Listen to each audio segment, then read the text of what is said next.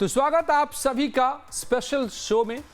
पिछले एक हफ्ते से देश में अंबेडकर के नाम पर जो चलता रहा है वो शुद्ध राजनीति आप कह सकते हैं। रोजाना ऐसे ही मुद्दे सुर्खियां बनते हैं जो नेताओं को रास आते हैं, जिसका जनता से सीधा सीधा कोई सरोकार नहीं होता है।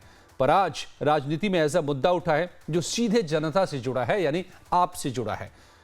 आज बात महंगाई की, जिस पर जनता त्राहिमाम कर रही है। जनता की जेब पर बढ़ते बोझ का मुद्दा उठाया है राहुल गांधी ने। दिल्ली में सब्जी मार्केट में खरीदारी करते महिलाओं के बीच पहुंचे और उनसे उनकी तकलीफों को समझने की कोशिश की। लेकिन इसी बहाने हम बात यह भी करेंगे कि जनता पर फूटे महंगाई बम के पीछे के हालात क्या हैं, जिसमें सिर्फ सब्जी के दाम ही नहीं बल्कि जीएसटी के दर की भी चर्चा होगी। जनता के बीच महंगाई है तो किसानों के बीच भी नाराजगी है। साथ ही महंगाई की वजह से दो राज्यों के बीच भी तनाव बढ़ने लगा है। शुरुआत राहुल गांधी के महिलाओं के साथ बातचीत से।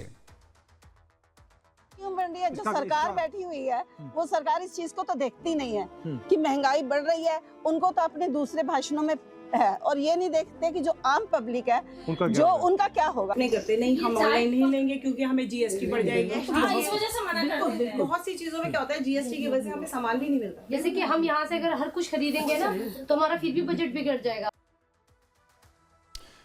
तो लोकसभा में नेता विपक्ष राहुल गांधी ने सोशल मीडिया साइट एक्स पर एक वीडियो भी पोस्ट किया, जिसके साथ उन्होंने लहसुन के आसमान छूती कीमतों के सहारे केंद्र सरकार को निशाने पर लिया। राहुल गांधी ने पोस्ट में लिखा कि लहसुन कभी 40 रुपए था, आज 400 रुपए है। बढ़ती महंगाई ने बिगाड़ दिया है आम आदमी की रसोई का बजट। कुंभकर्ण की नींद सो रही है सरकार। इसी पोस्ट में राहुल गांधी ने एक 6 मिनट का वीडियो भी शेयर किया। कांग्रेस सांसद राहुल गांधी दिल्ली के गिरिनगर सब्जी मंडी पहुंचे थे। सुरक्षा व्यवस्था के बीच मौजूद राहुल ने आम लोगों और सब्जी वाले से खुद सब्जी के दाम पूछे। वीडियो में राहुल बिल्कुल आम आदमी की तरह गिरिनगर की महिलाओं के साथ सब्जी मंडी में घुसते भी दिखे। इस दौरान महिलाएं सब्जियों का भाव पूछती हैं। महंगाई के बीच महिलाओं ने कैसे बजट में कटौती कर सब्जियां खरीदी, राहुल ने सब करीब से देखा और समझा। सस्ती नहीं हुई। आलू प्याज जो बेसिक चीज है हम जैसे मिडिल क्लास लोगों के लिए, उनमें से ऐसी कोई चीज नहीं जो सस्ती हुई हो। और पुराने प्याज वो अभी पिछले हफ्ते 80 रुपए किलो खरीद रहे हैं। जहाँ किलो में लहसुन खरीद रहे हैं वहाँ एक पाव में आप काम चलाना पड़ रहा है। इतनी महंगाई है। मैं तो आती हूँ 4-5 सब्जी लेने, 2 सब्जी लेके घर वापस जाती हूँ। और कुछ लेना? हाँ, मुझे मटर चाहिए था। कितने रुपए किलो? 120 रुपए किलो। जो सीजन में मटर गिरती है वो 60 रुपए पर्टिकुलर होती ही होती है, लेकिन इस बार 120 रुपए किलो में। चीज हम 500 में लेते थे, आज 1000 में आती है, तो हम कटौती करेंगे। तो कटौती करने से क्या है, फिर हम लोगों की और परेशानियां बढ़ेंगी, बीमारियां भी और बढ़ेंगी उस हिसाब से। अब ये देखिए, तोरी जो 30-40 रुपए किलो मिल जाती थी अब 100 रुपया। अब मुझे तो पेशेंट के लिए लेनी है, तो मैं क्या करूं, मेरा बजट तो बिगड़ गया ना सारा। और इसके बाद राहुल महिलाओं के घर भी गए। महिलाओं के साथ बैठकर महंगाई से बिगड़ते उनके रसोई के बजट को भी समझा। बढ़ती जा रही है, बिल्कुल बढ़ती जा रही है। इससे आपको प्रेशर पड़ता होगा। बहुत ज्यादा सर, हम बहुत कटौती करनी पड़ती है। सैलरी का ऐसे है ना कि हर साल जो इंक्रीमेंट होता है वो 2-3 साल से नहीं हो रहा। हमारी सैलरी वहीं की वहीं है 2-3 साल से। सबसे ज्यादा एक्सपेंस आपका किस में जाता है? सागे सब्जी डालते उनमें, राशन पताई में, इसी सब में हम लोग परेशान हैं। एक कमाए वाला 6 खाने वाला तो कहाँ से बचेगा? इस आजकल की महंगाई में कहाँ से गुजारा होगा भैया? तो आपके जो 12,000 रुपए बनते महीने के, उसका आप कैसे इस्तेमाल करते हो? क्या क्या उसमें जाता है? अभी तो मैंने पिछले महीने भरवाया था राशन वगैरह, तो उसी से चल रहा है। अभी तो इस महीने तो मेरे पास सही बताओ सर जी 10 रुपए किराए की भी नहीं है। मगर राहुल गांधी का इस तरह महंगाई पर आम लोगों के बीच पहुंचना और ट्वीट पोस्ट के जरिए बीजेपी सरकार को कुंभकर्ण बताने से पूरी एनडीए को जोर का झटका लगा है। सब राहुल के खिलाफ टूट पड़े। बीजेपी से लेकर जेडीयू ने रिएक्शन दिया। बीजेपी पूछ रही है कि राहुल को कांग्रेस के राज की महंगाई क्यों याद नहीं है, तो जेडीयू नेता ने भी राहुल पर जोरदार पलटवार किया है। आज मालूम पड़ रहा है उनको ये नहीं मालूम पड़ा कि उन्होंने 40 साल गरीबी हटाओ का नारा देकर लोगों को बेवकूफ बनाने का काम किया। जब महंगाई नहीं थी क्या, लोगों के खाने के लिए दाने नहीं थे, जब महंगाई नहीं थी। आज 25 करोड़ लोग गरीबी की रेखा से निकल चुके हैं, आज उनको महंगाई दिखाई दे रही है। उनके शासन के अंदर जहां वो वोट बैंक के रूप में गरीबों को इस्तेमाल करते हैं, आज हिमाचल की बहनें 1000 रुपए का इंतजार कर रही हैं, खटाखट का इंतजार कर रही हैं। हेगड़े जी, उनके खड़गे जी, उनके राष्ट्रीय अध्यक्ष कह रहे भाई खड़गा ये खटाखट बंद करेगा। झूठ बोल के राजनीति करने वाले लोग आज जनता को पुनः बेवकूफ बनाने का काम कर रहे हैं। देखिए, जनता की बुनियादी समस्या पर विपक्ष को सवाल उठाने का अधिकार है, लेकिन सस्ती लोकप्रियता के लिए आप गांधी परिवार के हैं, आप विपक्ष के नेता हैं, इस बात का आपको एहसास होना चाहिए। अरे आप थोक मूल्य सूचकांक जारी करते, खुदरा मूल्य सूचकांक जारी करते, ये कौन सा दौर चल पड़ा है कि रिक्शा पर चलिएगा, फॉर्च्यूनर भी रखिएगा? ये दोनों काम नहीं हो सकता है। ये राजनीति में नाटक करने से बेहतर होता है कि राजनीति में गंभीर होते तो आप थोक मूल्य सूचकांक जारी करते, खुदरा मूल्य सूचकांक जारी करते। तो राजनीतिक वार पलटवार तो हर मुद्दे पर होते रहेंगे, लेकिन महंगाई ऐसा मुद्दा है जो नरेशन और परसेप्शन बनाने वाले मुद्दों से अलग होता है। इसमें किसी के कुछ कह देने से भर से कुछ नहीं होता, इसके आंकड़े होते हैं। आंकड़े भी सरकार की ओर से ही जारी होते हैं। आंकड़े कहते हैं कि महंगाई जनता की कमर तोड़ रही है। खाद्य वस्तुओं की मुद्रास्फीति अक्टूबर में 13% के पार पहुंच गई थी। हालांकि नवंबर में इसमें थोड़ी नरमी जरूर आई, मगर खाद्य वस्तुओं की महंगाई दर अब भी औसत से ऊपर है। अब उपभोक्ता मूल्य सूचकांक पर आधारित खुदरा महंगाई दर यानी कि कंज्यूमर प्राइस इंडेक्स सीपीआई भी जिसे कहते हैं, आसान भाषा में समझिए तो इसे रिटेल महंगाई दर कह सकते हैं, जो नवंबर में 5.48% रही है, जबकि अक्टूबर में 6.21% तक पहुंची थी, जो 14 महीने में सबसे ज्यादा थी।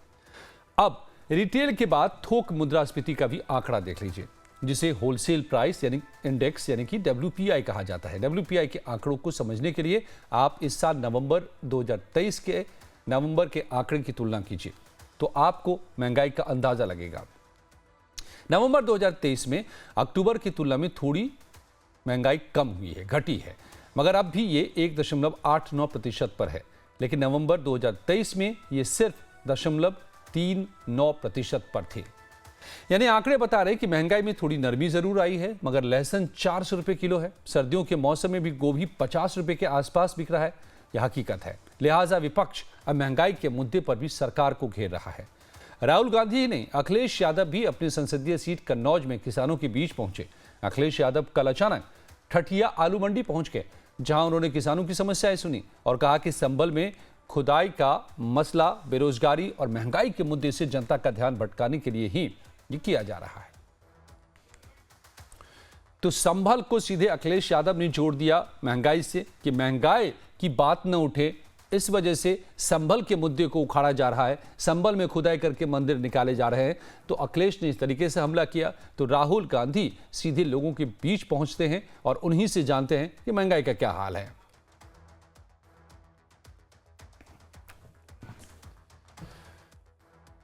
तो राहुल गांधी सब्जी मार्केट पहुंचे और उसके बाद सियासी हमले शुरू हुए हैं और फिर क्या तस्वीरें निकलकर सामने आ रही है ये भी बताएंगे, जुड़ेंगे खास मेहमान भी। तो महंगाई की बात राहुल गांधी ने उठाई है। राहुल गांधी भले ही दिल्ली में सब्जी मार्केट पहुंचे, अखिलेश कन्नौज में मंडी पहुंच गए, लेकिन महंगाई को लेकर लोगों की नाराजगी हर जगह दिख रही है। अब आपको दूसरे शहरों का भी हाल दिखा देते हैं। देखिए भोपाल के लोग महंगाई पर क्या क्या राय रखते हैं। मध्य प्रदेश की राजधानी भोपाल में इस समय हम सब्जी बाजार में मौजूद हैं और आप देख सकते हैं सब्जी के ठेले पे ये सिर्फ लहसुन है, यानी कि लहसुन के दाम आसमान छू रहे हैं और जो किचन का बजट है वो बिगड़ गया है। तमाम जो लोग हैं यहाँ पर लेने भी सब्जी आए, हम इनसे बात करते हैं। भैया इस बार बताया जा रहा है कि सब्जी के दाम आसमान छू रहा है। हाँ सर, लहसुन का भाव 400 रुपये बता रहे हैं। अच्छा हाँ, तो फिर अब सब्जी में क्या क्या खरीद रहा है, क्योंकि महंगाई बढ़ती है। अब महंगाई बढ़ी है, अभी जो सीजन का चल रहा है जैसे मेथी वगैरह वही खरीद रहे हैं, वो अच्छा चल रहा है, ठीक है। बाकी लहसुन तो खाना बहुत मुश्किल हो गया है गरीब आदमी के लिए। अभी तो मेथी खरीद रहे हैं बस। अच्छा, तो लहसुन तो बहुत, लहसुन तो ले ही नहीं रहे। तो जिस तरह से भी आपके हस्बैंड जॉब करते हैं तो जो सैलरी है उसमें तो फिर बहुत सारी महंगाई को लेकर बजट बिगड़ गया होगा ना। बहुत, किचन का पूरा बजट बिगड़ चुका है। देख सकते हैं आप तमाम लोग हैं जो बात कर रहे हैं। महिला का कहना जो किचन का बजट है वो बिगड़ गया। और ये सब्जियों के जो बाजार में मैं आया हूँ और अभी देखेंगे जहाँ देखेंगे वहाँ सब्जी नज़र आ रही है, लेकिन अलग अलग दाम है। और हम ये ठेले वाले भैया से बात करते हैं खुद। सब्जी के दाम क्या है, अलग अलग रेट क्या है? जैसे आलू के क्या रेट है? आलू 30 रुपये किलो। अच्छा, मटर के क्या रेट है? 30 रुपए किलो। अच्छा, मटर मटर 60 रुपए किलो। तो ये सब ऊंचे मतलब नॉर्मल है कि नॉर्मली रेट है, अभी तो एकदम कम हो गया है। 2-3 दिन से सब्जी गिर चुकी है अभी एकदम। अच्छा। बहुत कम रेट हो चुके हैं। ये थोक में है कि खुले में? ये खुले में है। और थोक में? थोक में मटर चल रही है 45-50 रुपए किलो, आलू चल रहा है 25-26 रुपए किलो, हरा बैगन चल रहा है 17-18 रुपए किलो, भिंडी चल रही है 55-60 रुपए किलो। अभी तो महिलाएं बता रही हैं कि बजट बिगड़ रहा है, किचन का महंगाई। नहीं, अभी 2-3 दिन से एकदम कम हो चुका है। जैसे शीतलहर चालू हुई है ना, उससे क्या सब्जी एकदम आवक हो गई है, थोड़ा रेट कम हो चुका है। लहसुन का तो दाम आसमान छू रहा है। नहीं, लहसुन भी 400 रुपये रह गया, अभी 600 पहुंच गया था बीच में, वापस 400 हो गया है। आप देख सकते हैं ये सब्जी विक्रेता, इनका कहना है कि जो सब्जियों के दाम है वो सामान्य है, लेकिन जो महिलाएं हैं जिनसे हमने बात की उनका कहना है कि रसोई का जो बजट है वो बिगड़ गया है, क्योंकि लगातार सब्जी के दाम आसमान छू रहा है। फिलहाल तो राहुल गांधी के ट्वीट ने राजनीति में हलचल मचा दी है, और भोपाल में जब हमने रियलिटी चेक किया सब्जियों के दाम को लेकर तो मिली जुली राय सामने आई है। कैमरामैन रवि के साथ लाइव टाइम्स के लिए भोपाल से नितिन ठाकुर। हरी सब्जी के अलावा अगर हम आलू और प्याज की बात करें तो इसकी कीमत भी तेज दिखाई दे रही है। प्याज 40 रुपए किलो जो वो बिक रहा है, जबकि आलू 25 रुपए किलो जो है वो मार्केट में है। आमतौर पर इस वक्त जो है कम से कम 15 से 18 रुपए किलो आलू बिकता था और प्याज की कीमत भी नीचे गिर जाती थी, लेकिन प्याज की कीमत जो बढ़ी है वो गिरने का नाम नहीं ले रही है। वहीं पर हम टमाटर की बात करें तो टमाटर जो है अलग अलग क्वालिटी की है, और इस टमाटर की बात करें तो ये भी 50 रुपए किलो अभी जो खुदरे में बेचा जा रहा है। नमन यहाँ पे है, दुकानदार है। रमन थोड़ा इधर आइए और बताइए कि क्या रेट है और जो इस वक्त आमतौर पे हर साल क्या रेट होते, जो कीमत क्या किस तरह की होती थी, और इस बार क्यों दाम में बढ़ोतरी है? एक्चुअली ऐसा, एक तो ठंड बहुत है, पीछे से माल नहीं आ रहा, माल इस चक्कर में नहीं आ रहा, इसकी बहुत खेती कम हो रही है।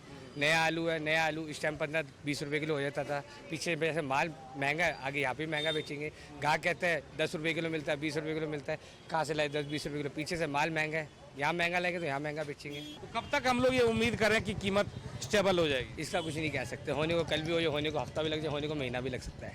हाँ जी, आलू कल 100 का 3 था, अब 100 का 4 है। अब बताइए, रिलायंस में आज भी 100 का 3 किलो बिक रहा है आलू। क्या रेट है, थोड़ा बताइए आप एक चीज के बारे में। आ जाओ अरबी आ जाओ। अरबी 100 रुपए किलो है। ये 40 रुपए किलो है। लौकी 40 रुपए किलो है। और ये तोरी आपकी 120 रुपए किलो है। ये बैंगन 40 रुपए किलो है। ये खीरा 60 रुपए किलो है, चाइनीज खीरा। ये गाजर 40 है। शिमला मिर्च 60 रुपए किलो है। गोभी 40 रुपए किलो है। भिंडी 120 रुपए किलो है। मटर 80 रुपए किलो है। मूली 20 रुपए, खाली मूली एक सस्ती सब्जी है। मूली सस्ती है 20 रुपए किलो, खाओ पराठे बना के बढ़िया। ये बैंगन 60 रुपए किलो है। करेला भी 120 रुपए किलो है। करेला भी 120 है। क्या कह रहे हैं, सब्जी की क्या रेट है, क्या स्थिति देख रहे हैं? काफी सस्ती हो गई, डबल इंजन चल रहा है हिंदुस्तान में। आप सस्ती कह रहे हैं या कमेंट कर रहे हैं? कमेंट कर रहा हूँ मैं मोदी साहब के ऊपर। मोदी साहब कह रहे हैं हमने बड़ा सस्ता कर दिया। क्या सस्ता है? गरीब आदमी का जीना मुश्किल है।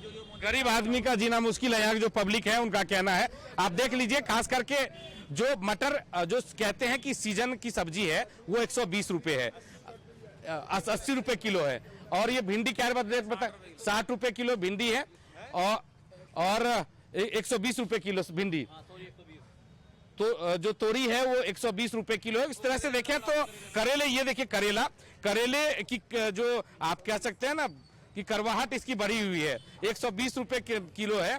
और इसको खा पाना इस वक्त आम लोगों के पहुंच से बाहर की चीज हो गई है। परवल की भी वही स्थिति है, तकरीबन 100-120 रुपए है। तो कुल मिला के देखें तो तमाम जो सब्जी है उसकी कीमत में भारी इजाफा देखा जा रहा है। उसकी वजह से आम लोगों का जो किचन का बजट है वो पूरी तरह से बिगड़ गया है, और पूरी तरह से मार्केट में इस वक्त जो है लोग इसलिए परेशान है क्योंकि ये सीजन है, सब्जी का सीजन है। इसके बावजूद यहाँ पर कीमत बढ़ी हुई नजर आ रही है। अपने कैमरा सहयोगी आशुक के साथ doctor Praveen Kumar, live times, Dehradun. तो सवाल यह भी है कि महंगाई बढ़ क्यों रही है। इसकी एक बड़ी वजह हमारे देश का टैक्स सिस्टम भी है। इस पर छोटा सा जवाब आपको राहुल के शेयर किए गए वीडियो में भी मिला होगा, जिसमें महिलाएं तक जीएसटी का जिक्र कर रही हैं। जीएसटी हर जगह लग रहा है। हम अब सिर्फ सब्जी फल की बात नहीं कर रहे, बल्कि किसी भी वस्तु या सर्विस को ले लें, जीएसटी वाला टैक्स आपकी जेब काट लेगा। 2 दिन पहले ही जीएसटी काउंसिल की 55वीं मीटिंग हुई और इसमें कई सामान के रेट बढ़ाए गए हैं, जिसमें कुछ चीजें हैरान करने वाली भी हैं।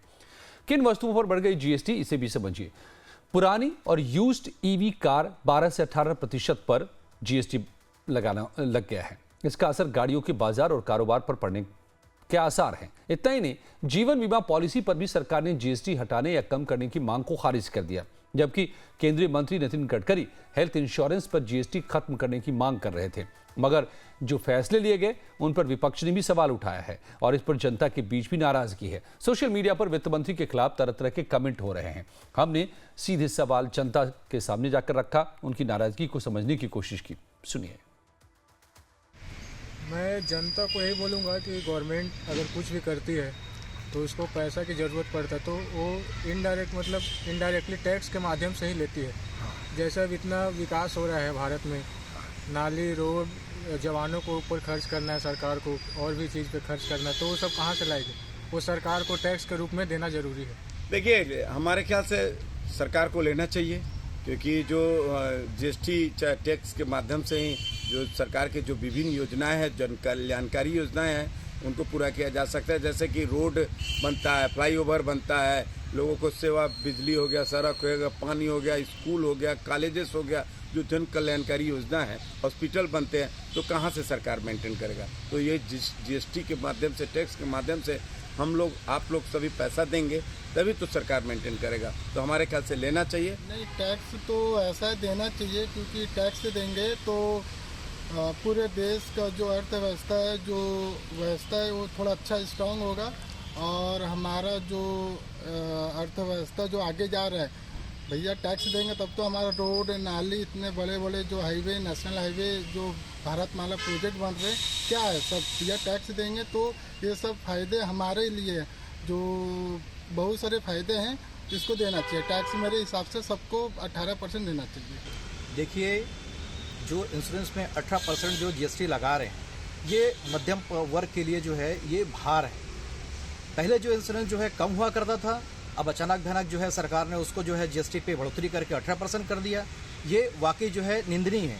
मैं इसलिए कहना चाहता हूँ कि मध्यम परिवार ऑलरेडी जो है अपने लोन के चक्कर में जो है ऑलरेडी बर्डन पे रहता है, और उसके बाद जो है सेकेंड हैंड गाड़ियाँ या नई गाड़ियाँ जो है चॉइस करता है।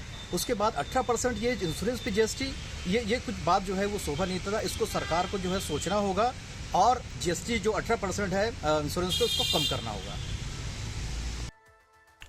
तो गाड़ियों को लेकर जो फैसला किया गया है उसमें थोड़ी सी पेचीदगी भी है, उसे क्लियर करना जरूरी है। दरअसल ये पूरा फैसला किसी बिजनेस वेंचर जैसे कार 24 या कार ट्रेड जैसों को बेचने से जुड़ा है।